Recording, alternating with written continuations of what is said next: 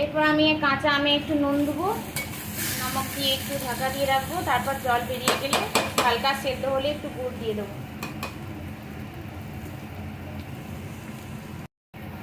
এর মধ্যে একটু নুন আর হলুদ দিয়ে দিয়েছি, আর একটু সামান্য জল দিয়েছি একটু ভাপিয়ে নেওয়ার জন্য।